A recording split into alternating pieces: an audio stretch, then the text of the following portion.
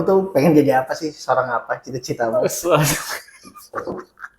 Jogger segan jadi kau, aduh, mata betul, halu lagi mata lucu. Paksa mata paksa.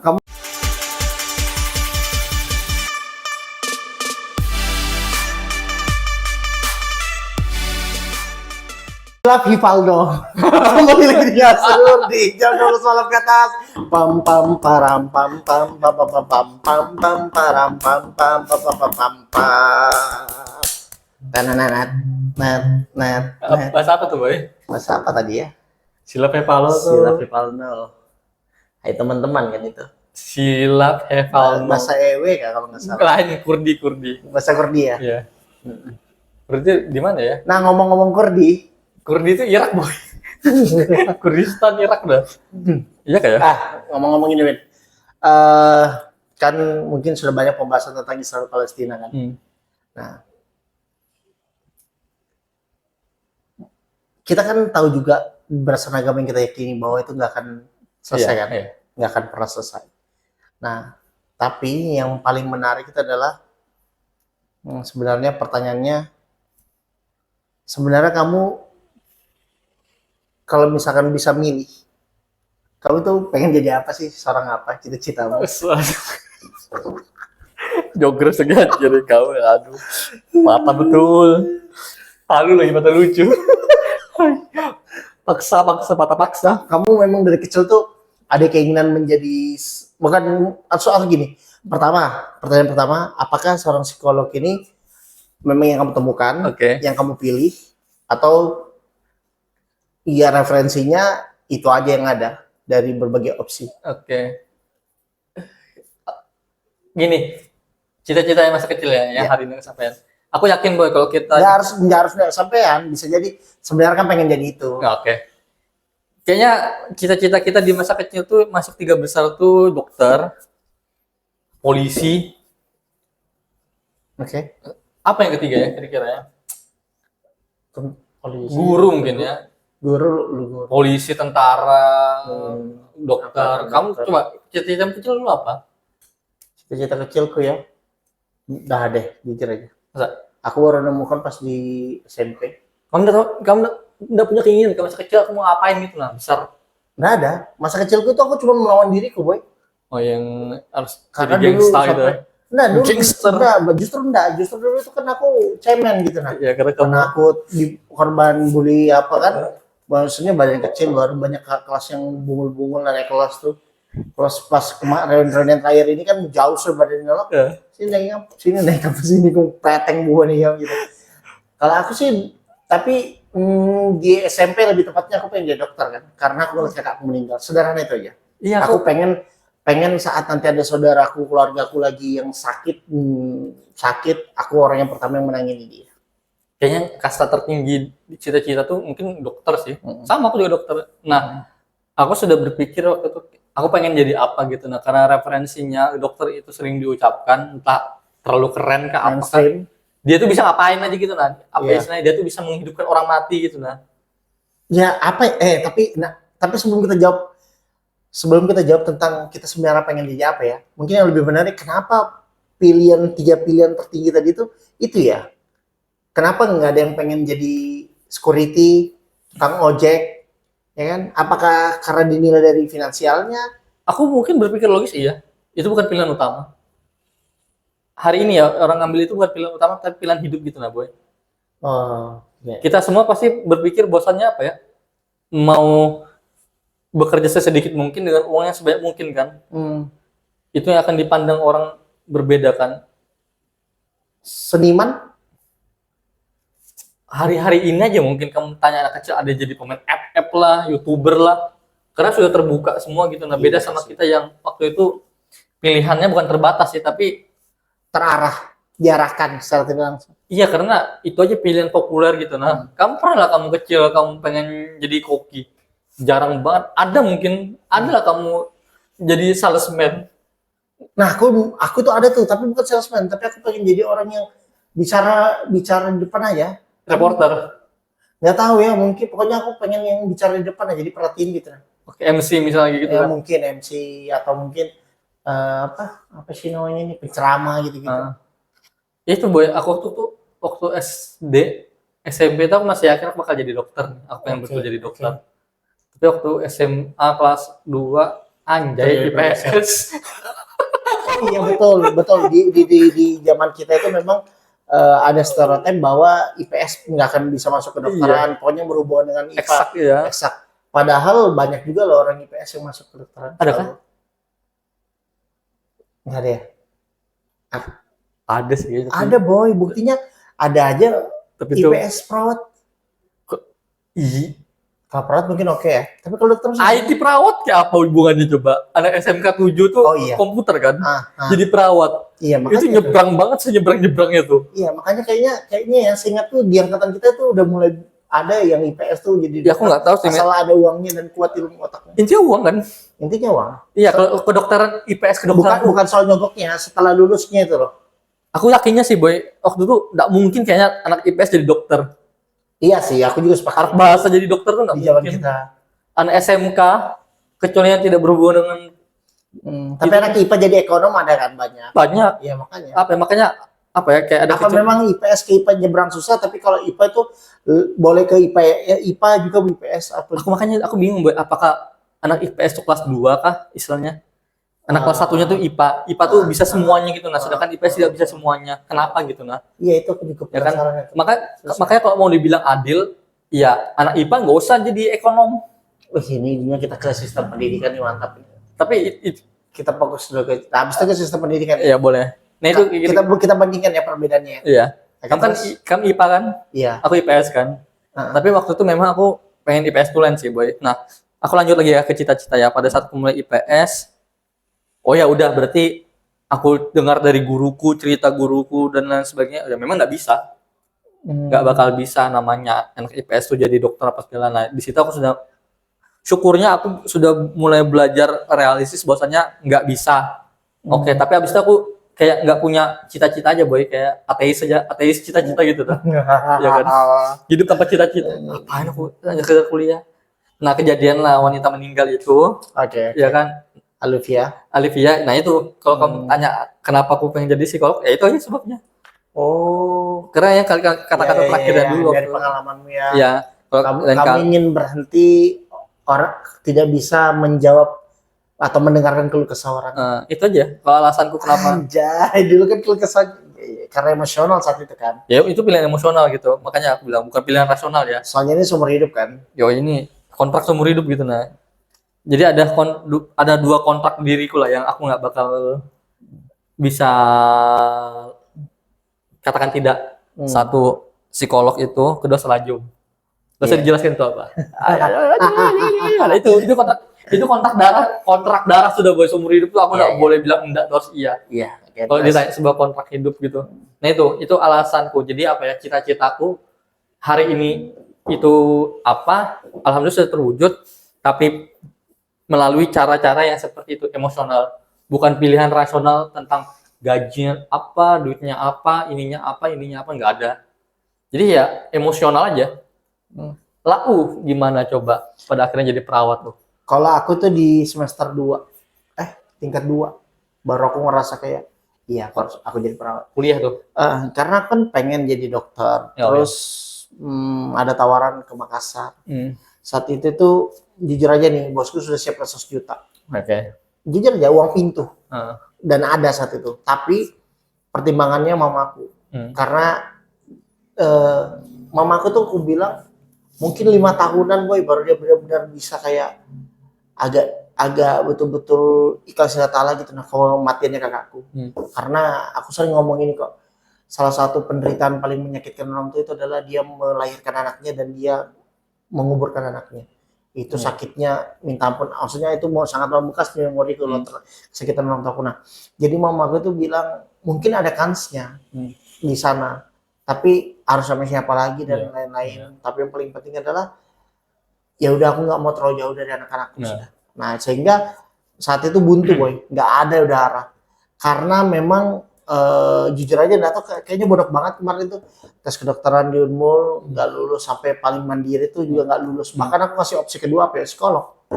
Aku Anjir, psikologi psikolog. hampir sekelas lagi. Untungnya nggak lulus juga boy, ya kan? Iya. Untungnya aku nggak lulus. Karena jujur boy, Oh, iya. di ujian apa kan SBM ya dulu kita. Iya. Itu aku masih serius. Pas sudah di Mandiri boy, aku benar-benar hopeless. Hmm. Karena di otakku saat itu nggak tahu aku mengalami realistis bahwa kalau aku mau lulus di Mandiri ini udah uang yang main. Iya. Kita harus terbuka lah sama hal Iya. ini. Makanya itu menurutku salah satu hal juga yang perlu dikritik keras sih. Nah sampai akhirnya aku sadar kayaknya aku istirahat setahun. Masa kamu istirahat? Sempat berpikir enggak lah kan kita Oh iya, makanya tuh. Enggak, aku berpikir kayak apa aku harus istirahat setahun yang belajar lebih giat. Boy, soalnya kamu nurse. Aku lulus S1, boy. Kau 5 tahun aja kan? 7 tahun. Enggak. Aku kita masuk 2012. Nah, Aku lulus 2019, boy. aku lulus 2017. Nurse? 2017. Bangsat. Aku tepat waktu coy. Sama nurse-nya tuh. Iya. Cepat aku. Karena singkat aja deh aku jawab ya. Atau nanti aja. Singkat aja. Kenapa aku lulus tepat waktu? Karena aku ingin membuktikan seorang presiden BEM itu bisa lulus tepat waktu. Oh, itu ya. Nggak melulu tentang harus di. Oh iya, aku nggak tahu kamu. Aku lupa kalau kamu. Iya. Waktu itu. Jadi itu. Nah, terus aku ketemu sama almarhum tanteku. Sebenarnya lebih tepatnya mau aku nyari ke siapa. Baru tanteku bilang, ada nih kampus di Juanda, sekolah kampus Muhammadiyah. Kalau mau coba aja situ kesehatan. Dari banyak pilihan, perawat lah. Dan di otakku ya nggak bisa dipungkiri, perawat adalah membantu dokter kan. Bayangkan niat jadi dokter, terus dihadapi realita harus jadi pembantu. Iya. Ya berpikirlah realistis saja, nggak mau menolak nih boy. Dan aku saat itu ditemani Tama, ingat banget aku, tes CBT namanya, computer based kan. Computer based tes, takut tes, langsung lulus. Kan harapannya di D3 aja nih biar cepat kerja, sekalinya lulusnya D1. Opsinya apa mas? Keduanya? Nggak ada pak, cukup aja. Jadi langsung lulus S1, langsung saat itu ya udah besok kembali ya lunasi administrasi baru cek kesehatan langsung. Dan saat itu langsung berjalan aja semua. Besok harinya aku kembali lagi, Tama itu nemenin aku sampai ke Jalan Jakarta sana, cek kesehatan dan lain-lain sampai. Ya aku temani itu apa boy? Oh berarti kamu yang nemenin aku? Ya ke Jakarta, di Jakarta. Enggak. Aku kayaknya ada deh aku temani kamu. Oh berarti terbalik. Tama yang temenin aku tes tes kesehatannya, karena dia bilang dulu aku pernah nemenin kamu, yang temenin aku ujian berarti kamu. Soalnya aku ingat boy, kalau kamu masuk kampus UMKT, itu ada jalan naik ke sini kan. Iya. Nah di sini ada kayak ruangan kamu kan. yang nemenin aku, iya. Nah yang kamu hapus gamemu juga di situ malam-malam. Iya, itu. iya. Betul. Aku ingat tuh. Oh iya berarti hasil nemenin aku. Tapi kok kita bisa akrab sih tuh? Nggak tahu. Aku seingatku ya Win, aku anjingnya berpikir lagi kapan kita akrab. Karena aku berpikirnya betul-betul akrab sama kamu pas aku sering ngisi materi. Masa sih boy kelas 3? Kelas 3 kan masih tolol. Nah, maksudnya kamu ya pramu kamu sibuk banget. Enggak, maksudku berteman karena OSIS saja, kenal. Iya, kenal. Ya udahlah, itulah intinya. Nah, terus pas aku di semester 1 belum dinas tuh Win. Konsep ikhlasku enggak ikhlas lagi boy waktu itu. Anjir, karena aku nginget boy. Tadi aku berharap anjir sama kayak nama nih kayaknya aku. Nah, jadi semester 1 itu udah berlalu, semester 2 berlalu. Nah, pas semester 3 itu kenapa aku bilang di tingkat 2 aku berubah. Jadi semester 3 itu kayak apa ya? Aku mungkin gini ya. Kalau secara takut itu aku tuh kurang takut ya orangnya. Ya, aku lebih takut hantu daripada manusia gitu nah. Jadi kalau kayak darah mau potong-potong apa. Aku tuh udah takut, tapi kalau seandainya kecelakaan aku lihat itu enggak bantu juga, apa maksudku. Tapi kalau beda kalau di rumah sakit kan, kayak teman kita ada yang muntah, ada apa, aku enggak boleh darah tuh kuliatin, bau-bau tuh, kuku, rasa-rasa gitu. Iya, pokoknya aku tuh kayak aneh gitu nah, maksudnya enggak ada takutnya kan. Cuman aku ngerasa aku cekatan aja dalam tindakan. Aku kayak butuh sekali gagal langsung bisa. Nggak langsung ada teman kita yang memang kayak Indra Mochi itu dia langsung cekatan memang orangnya. Bahkan dulu aku pas nurse rebut-rebutan sama dia banyak-banyakan nginpus orang gitu. Bahkan kami itu ada pernah lah ceritakan bikin malu koas lah. Nggak bisa 3 kali cucuk baru kami diam-diam langsung kami cucukkan. Jadi kayak kita tuh kayak dijagokan banget sama kakaknya gitu. Nah disuruh terus gara-gara kami suka banget. Nah terus pada saat aku di tingkat 2 aku ngerawat bapaknya Eci boy. Oke, teman kita. Ya bapaknya Eci dan yang jaga saat itu kan ngobrol-ngobrol, mamanya itu kan Bajar Totok betul kan. Tapi pas saat itu yang jaga Bella. EC itu di Jogja kalau nggak salah Iya. kuliah atau Malang ya. Baru si Bella Syarifah bilang, Nabila ya? Syarifah ya baru dia bilang, itu anu loh, itu bapaknya EC loh. Di situ aku jadi sadar kayak niatku untuk membantu orang sekitar yang awalnya cuma keluargaku. Ternyata aku bisa dengan jadi seorang perawat bisa membantu lebih luas. Entah temanku meskipun tidak punya kedekatan ya, tapi kan dia temanku juga, teman OSIS gitu kan. Jadi aku berpikir kayaknya aku akan serius diperawatin deh. Sampai pada akhirnya di semester 3, semester 4 ketemu di komunitas. Yang komunitas itu kan kita bagaimana mengubah pandangan masyarakat terkait tentang pentingnya kesehatan. Kita kan ke kampung orang, boy. Iya. Kayak KKN gitu nah. Iya. Tapi ini kan cuma komunitas, cuma 2 minggu. Gimana tantangannya? Ya udah, jadi aku mau terus jadi seorang perawat dan ditambah lagi pada saat aku sebagai seorang nurse. Sebagai seorang nurse tuh kita full kan 1 tahun itu Iya. praktik. Nah di situ tambah kayak anjir kamu kok suruh aku praktik 3 bulan 6 bulan apa tapi nggak usah uji laporannya gitu nah. Sebenarnya itu aja. Jadi aku mantap di perawat. Ya alhamdulillah sering berjalannya waktu makin banyak juga yang aku bisa dapat kayak udah bisa nyunat, bisa merawat luka. Itu makin buat aku makin cinta. Dan secara tidak langsung tingkat kepedulian juga berubah banget drastis. Yang dulu jujur aja nih, yang katanya milah-milih itu aku ngerasakan banget, boy. Ngerasakan banget. Orang ya, pilih-pilih. Orang dipilih-pilih itu kayak diprioritaskan. Kayak misalkan kadang kita itu yang ini harus gini. Pada itu. Itu fenomena dan fakta. Aku sebagai yang pernah magangnya. Tapi bahasa kasarnya gini, sorry potong. Miskin itu belakangan aja tuh. ada. Iya. Nah, ini yang bayar nih Tapi utamakan. secara ini ya, secara apa ya? Secara pelayanan ya. Secara pelayanan. Tapi kan kalau misalkan di kelas 3 kan sama semua BPJS semua. Nah, itu maksudku. Ini apa kalau ya? misalkan kayak misalkan Aku baru dengar kalau kamu cerita kayak gitu. Misalnya di GD kan. Iya, Ya ini punya ordal biar dapat ruangan. Iya. Karena ada boy orang yang nunggu sudah 6 jam belum dapat ruangan, ada orang yang baru datang langsung dapat ruangan. Nah, hal-hal gitu itu masih terjadi saat itu. Aku tidak menyebut instansi mana ya, tapi ya maksudnya itu pengalaman aku lah, ya kan. Nah, makanya ditambah kayak setiap aku merawat luka pasien baru itu aku selalu bilang, karena aku berpikir mungkin saat di pertama kali aku merawat orang tuh punya uang, belum tentu 10 kali perawatanku dia belum sembuh orang tuh masih ada uang. Makanya aku bilang, Pak, apapun masalahnya termasuk uang itu dibicarakan, tapi yang paling utama adalah kesembuhan.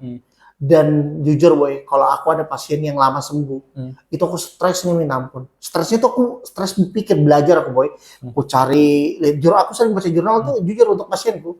Misalkan luka kayak gini, ciri-cirinya begini, itu bagusnya pakai obat apa, balutan apa. Sampai alhamdulillah sampai sekarang aku menjadi bisa dibilang salah satu konsultan pemilihan balutan. Jadi balutan apa ini konsulnya orang ke aku. Se-Indonesia.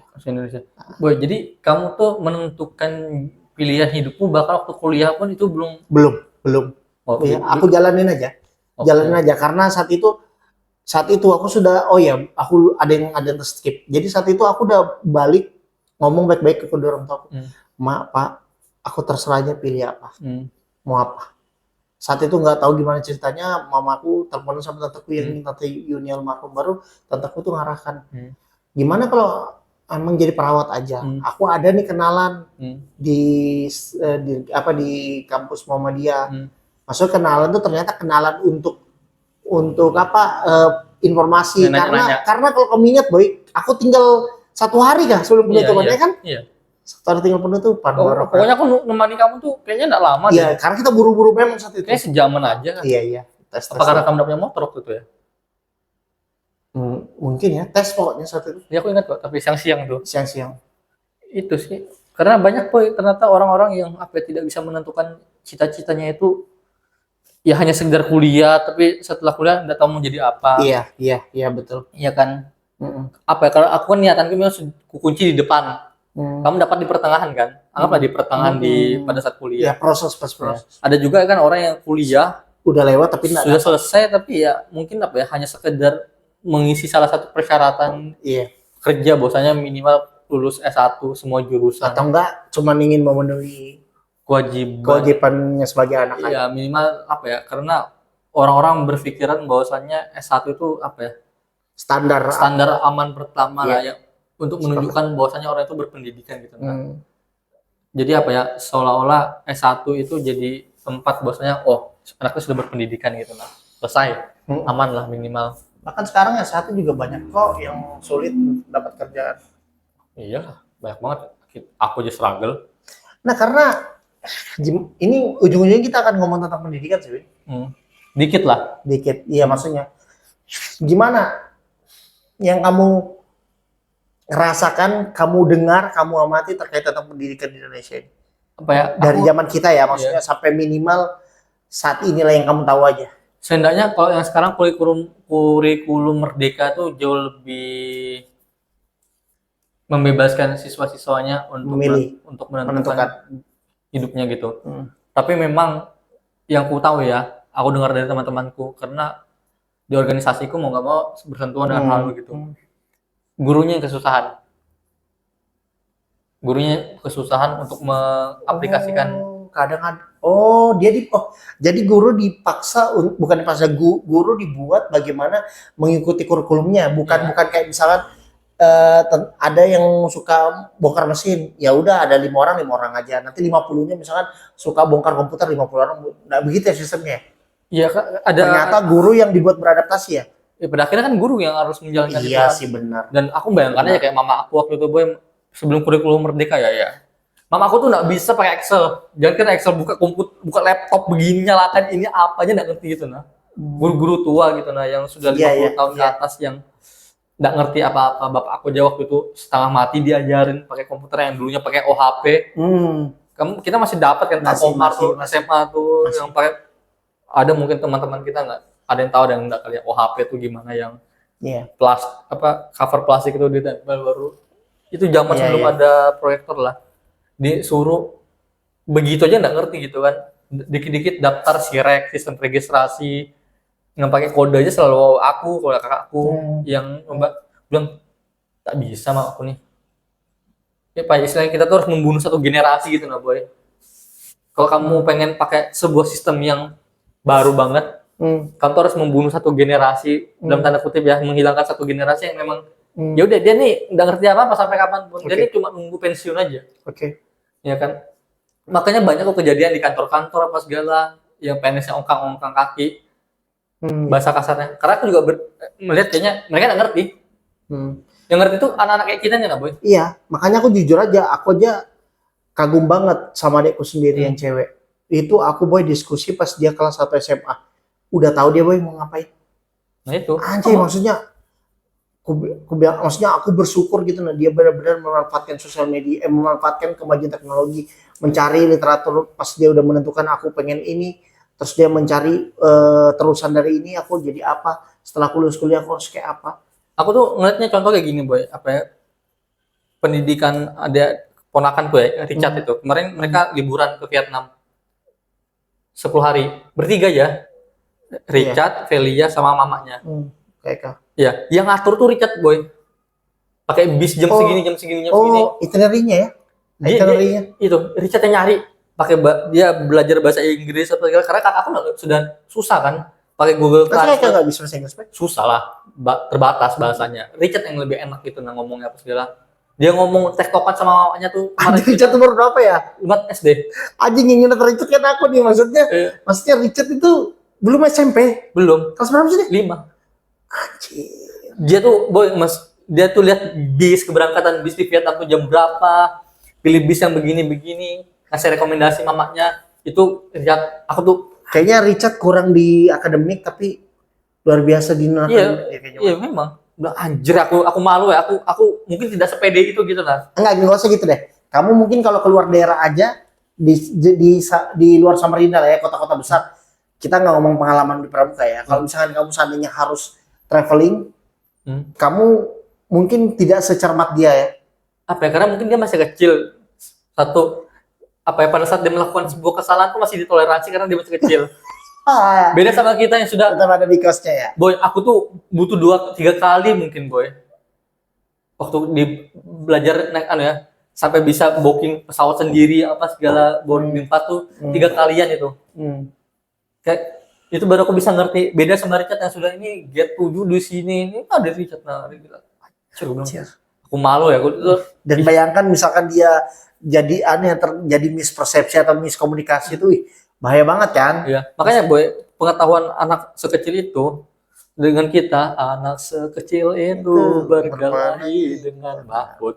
Boy, gapnya umur kita tuh jauh kayak gitu, tuh sudah tuh Salut. itu yang apa ya?